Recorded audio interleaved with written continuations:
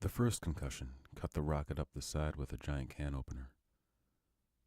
The men were thrown into space like a dozen wriggling fish.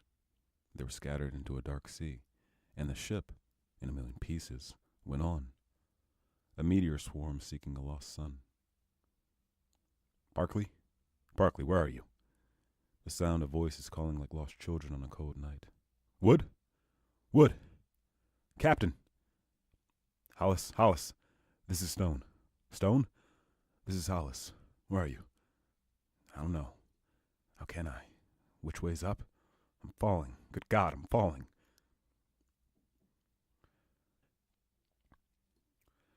They fell. They fell as pebbles fall down wells. They were scattered as jackstones are scattered from a gigantic throw. And now, instead of men, they were only voices. All kinds of voices, disembodied and impassioned, in varying degrees of terror and resignation. We're going away from each other. This was true. Hollis, swinging head over heels, knew this was true. He knew it with a vague acceptance. They were parting to go their separate ways, and nothing could bring them back. They were wearing their sealed-tight spacesuits with the glass tubes over their pale faces, but they hadn't had time to lock on their force units. With them, they could be small lifeboats in space, saving themselves, saving others, collecting together, finding each other until they were an island of small men with some plan. But without the force unit snapped to their shoulders, they were meteors, senseless, each going to a separate and irrevocable fate. A period of perhaps 10 minutes elapsed while the first terror died and a metallic calm took its place. Space began to weave its strange voices in and out on a great dark loom, crossing, recrossing, making a final pattern. Stone to Hollis. How long can we talk by phone? It depends on how fast you're going your way and I'm going mine. An hour, I make it. That should do it, said Hollis, abstracted and quiet. What happened? Said Hollis a minute later. The rocket blew up, that's all. Rockets do blow up.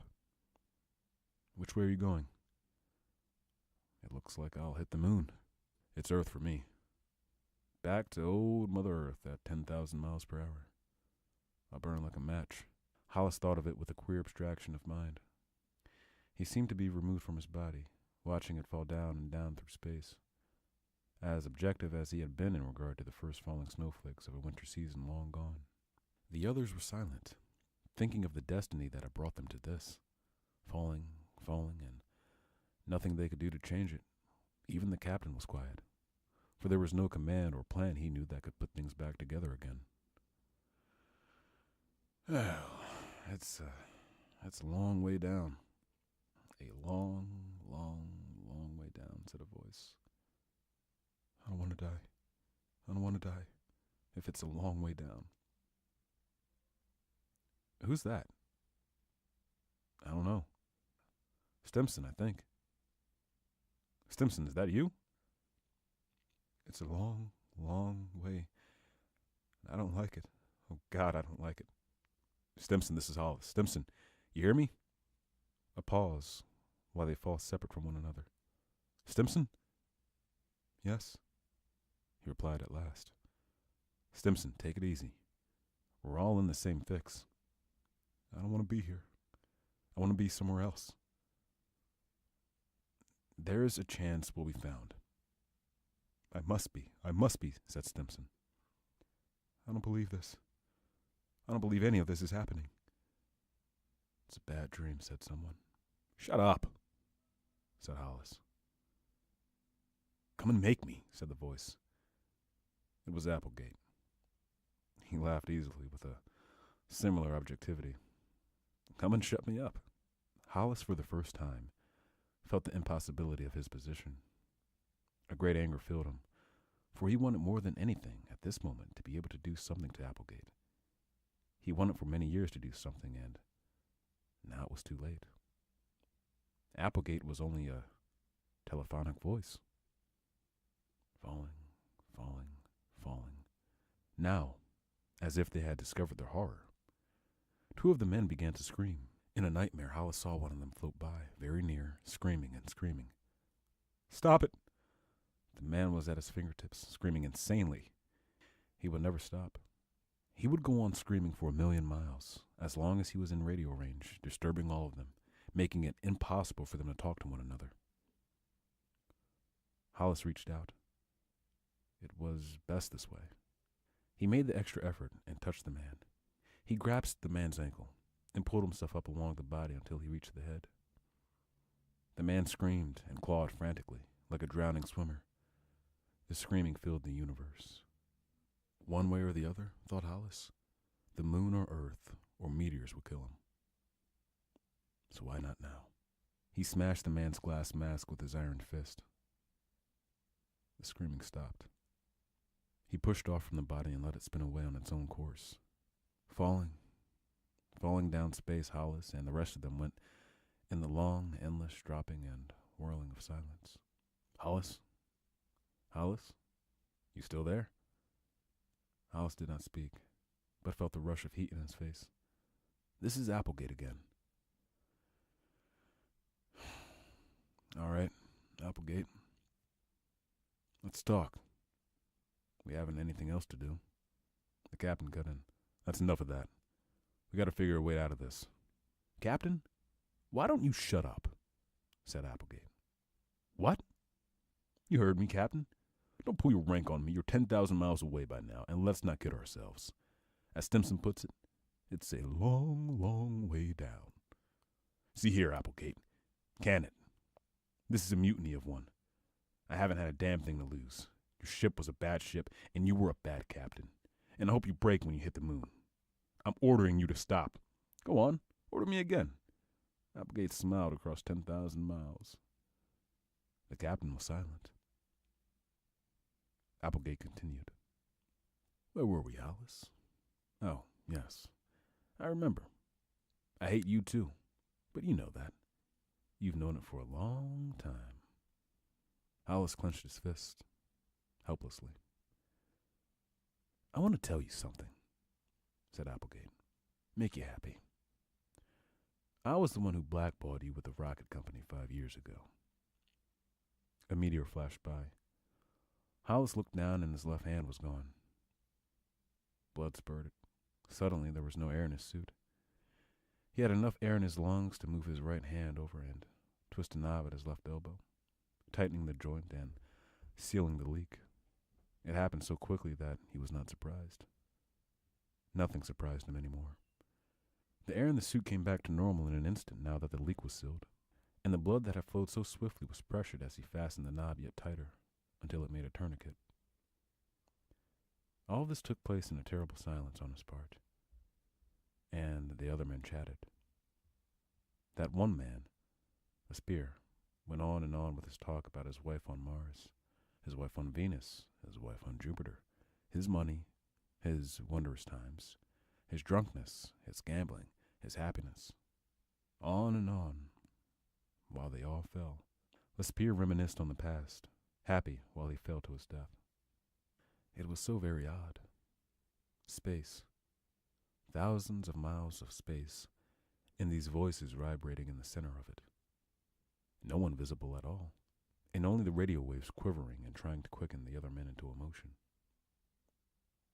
Are you angry, Hollis? No. And he was not. The abstraction has returned, and he was a thing of dull concrete, forever falling nowhere. You wanted to get to the top of your life, Hollis. You always wondered what happened. I put the black mark on you just before I was tossed out myself. That isn't important, said Hollis. And it was not. It was gone. When life is over, it is like a flicker of bright film, an instant on the screen. All of its prejudices and passions condensed and illumined for an instant on space, and before you could cry out. There was a happy day, there a bad one, there an evil face, there a good one. The film burned to a cinder. The screen went dark. From this outer edge of his life, looking back, there was only one remorse, and that was only that he wished to go on living. Did all dying people feel this way? As if they had never lived? Did life seem that short? Indeed, over and done before you took a breath. Did it seem this abrupt and impossible to everyone? Or only to himself, here, now, with few hours left to him for thought and deliberation. One of the other men, Lesbire, was talking. Well, I had me a good time. I had a wife on Mars, Venus, and Jupiter. Each of them had money and treated me swell. I got drunk and once I gambled away $20,000. But you're here now, thought Hollis. I didn't have any of those things. When I was living, I was jealous of you, Lesbire. When I had another day ahead of me, I envied you, your woman, and your good times. Women frightened me, and I went into space, always wanting them and jealous of you for having them, and money, and as much happiness as you could have in your own wild way. But now, falling here, with everything over, I'm not jealous of you anymore. Because it's over, for you as it is for me. And right now, it's like it never was. Hollis craned his face forward and shouted into the telephone. It's all over, Lesbire. Silence. It's just as if it never was, Lesbire. Who's that? Lespire's faltering voice. This is Hollis. He was being mean. He felt the meanness, the senseless meanness of dying. Applegate had hurt him. Now he wanted to hurt another. Applegate and space had both wounded him. You're out here, Lesbire. It's all over. It's just as if it never happened, isn't it? No. When anything's over, it's just like it never happened. Where's your life any better than mine now? Now is what counts. Is it any better? Is it? Yes, it's better. How? Because I got my thoughts. I remember, cried Lesbire, far away, indignant, holding his memories to his chest with both hands. And he was right. With a feeling of cold water rushing through his head and body, Hollis knew he was right. There were differences between memories and dreams. He had only dreams of things he wanted to do, while Lesbire had memories of things done and accomplished. And this knowledge began to pull Hollis apart with a slow, quivering precision. What good does it do to you? He cried to Lesbire. Now, when a thing's over, it's not good anymore. You're no better off than I. I'm resting easy, said Lesbire. I've had my turn. I'm not getting mean at the end like you. Mean? Hollis turned the word on his tongue. He had never been mean as long as he could remember in his life. He had never dared to be mean. He must have saved it all these years for such a time as this. Mean. He rolled the word into the back of his mind. He felt tears start into his eyes and roll down his face. Someone must have heard his gasping voice. Take it easy, Hollis. It was, of course, ridiculous. Only a minute before, he had been giving advice to others, to Simpson. He had felt a braveness which he thought to be the genuine thing, and now he knew that it had been nothing but shock, and the objectivity possible in shock. Now he was trying to pack a lifetime of suppressed emotion into an interval of minutes. I know how you feel, Hollis, said Lesbire, now 20,000 miles away, his voice fading. I don't take it personally. But aren't we equal, he wondered, Lesbire and I, here, now? If a thing's over, if it's done, and what good is it? You die anyway. But he knew he was rationalizing, for it was like trying to sell the difference between a living man and a corpse. There was a spark in one and not in the other, an ore, a mysterious element. So it was Lesbire and himself. Lesbire had a good full life, and it made him a different man now, and he, Hollis, had been as good as dead for many years. They came to death by separate paths, and in all likelihood, if there were lands on death, their kinds would be as different as night from day. The quality of death, like that of life, must be an infinite variety. And if one has already died once, then what was there to look for in dying, for good and all, as he was now? It was a second later that he discovered his right foot was cut sheer away. It almost made him laugh. The air was gone from his suit again. He bent quickly, and there was blood, and the meteor had taken flesh and suit away to the ankle. Oh, death in space was most humorous. It cut you away, piece by piece, like a black and invisible butcher. He tightened the valve at the knee, his head whirling into pain, fighting to remain aware, and with the valve tightened, the blood retained, the air kept, he straightened up and went on falling and falling, for that was all there was left to do. Hollis? Hollis nodded sleepily, tired of waiting for death. "This is Applegate again," said the voice. "Yes, I've had time to think. I'll listen to you. This isn't good. It makes us bad. This is a bad way to die. It brings all the bile out. You listen, Hollis?" "Yes." I lied a minute ago. I didn't blackball you. I don't know why I said that. Guess I wanted to hurt you. You seem the one to hurt. We've always fought. Guess I'm getting old fast and repenting fast. I guess listening to you be mean made me ashamed. Whatever the reason, I want you to know I was an idiot too. There's not an ounce of truth in what I said. To hell with you." Hollis felt his heart begin to work again. It seemed as if it hadn't worked for 5 minutes, but now all of his limbs began to take color and warmth.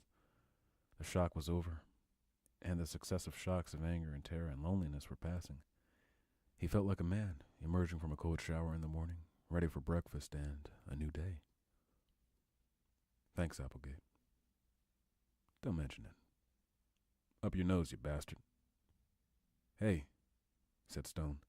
"What?" Hollis called across space, for Stone, of all of them, was a good friend. "I've got myself into a meteor swarm. Some small little asteroids." "Meteors?" "I think it's the Myrmidon cluster that goes out past Mars and in toward Earth once every 5 years. I'm right in the middle. It's like a big kaleidoscope. You get all kinds of colors and shapes and sizes. God, it's beautiful. All that metal." Silence. "I'm going with them," said Stone. "They're taking me off with them." "I'll be damned," he laughed. Hollis looked to see, but saw nothing. There were only great diamonds and sapphires and emerald mist and velvet inks of space, with God's voice mingling among the crystal fires. There was a kind of wonder and imagination in the thought of Stone going off in the meteor swarm, out past Mars for years and coming in toward Earth every 5 years, passing in and out of the planet's ken for the next 1,000,000 centuries. Stone in the Myrmidon cluster, eternal and unending, shifting and shaping like the kaleidoscope colors when you were a child and held the long tube to the sun and gave it a twirl. "So long, Hollis," Stone's voice, very faint now. "So long." "Good luck," shouted Hollis across 30,000 miles. "Don't be funny," said Stone, and was gone. The stars closed in. Now all the voices were fading, each on his own trajectory, some to Mars, others into the farthest space. And Hollis himself. He looked down. He, of all the others, was going back to Earth, alone. "So long. Take it easy." "So long, Hollis." That was Applegate. The many goodbyes, the short farewells, the components of the brain which had worked so beautifully and efficiently in the skull case of the rocket ship firing through space were drying one by one. The meaning of their life together was falling apart. And as the body dies when the brain ceases functioning, so the spirit of the ship, and their long time together, and what they meant to one another was dying. Applegate was now no more than a finger blown from the parent body, no longer to be despised and worked against. The brain was exploded, and the senseless, useless fragments of it were far scattered. The voices faded, and now all of space was silent. Hollis was alone, falling. They were all alone. Their voices had died like echoes of the words of God spoken and vibrating in the starred deep. There went the captain to the moon, there Stone with the meteor swarm, there Stimson, there Applegate toward Pluto, there Smith and Turner and Underwood and all the rest. The shards of the kaleidoscope that have formed a thinking pattern for so long, hurled apart. And I, thought Hollis, what can I do? Is there anything I can do to make up for a terrible and empty life? If only I could do one good thing to make up for the meanness I collected all these years and didn't even know was in me. But there's no one here but myself. And how can you do good all alone? You can't. Tomorrow night, I'll hit Earth's atmosphere.